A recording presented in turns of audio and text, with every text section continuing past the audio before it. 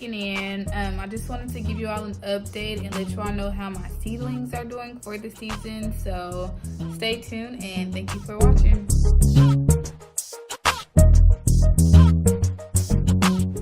Okay, so to the far left we have our green bell peppers. As you can see, they're just now starting to develop their first set of true leaves. It's just those little leaves starting to stick out there. These were planted on March 4th, so they're about 3 weeks old. One thing about these bell peppers are they're a little leggy.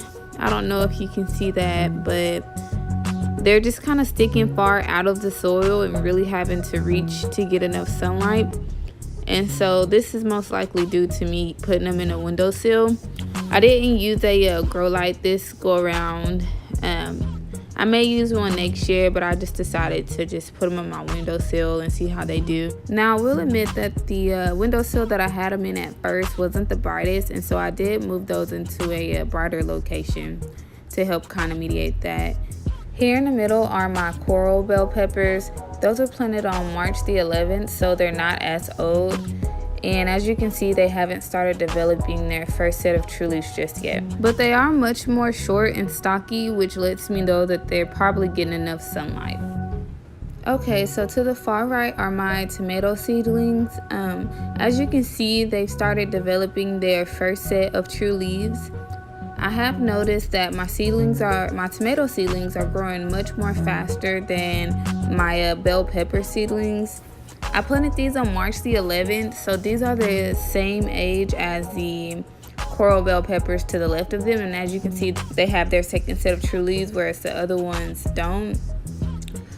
These are leggy as well. As you can see, those stems have grown pretty tall there. So whenever I go to transplant these, I'll plant it all the way up to the top of the stem. By doing that, the stem will actually shoot off roots once it's planted under the soil. There's little hair-like structures on the stem, and so those little hair-like structures will actually shoot off roots, and so it'll just create a more complex root system and make the plant a lot stronger and less top heavy. So here in the front are my habanaro peppers. These grow at a much more slower rate when compared to my tomatoes and my bell peppers. As you can see, like, they've barely come out of their seed shells there. It's like still hanging on. And so that's completely fine if they grow at a much slower rate. You know, each plant is different. And so next year I'll probably be starting my seeds in January and not March. That way I have a head start on everything. And so yeah, I may even consider using a grow light so that I don't have to deal with the legginess of all the seedlings. And so yeah, and some of the negative effects of having leggy seedlings are them being top heavy, and also it can stunt their growth. And so I'll see if I can kind of combat that and see if we can still make these plants happen. So thank you for watching, and let me know what you think.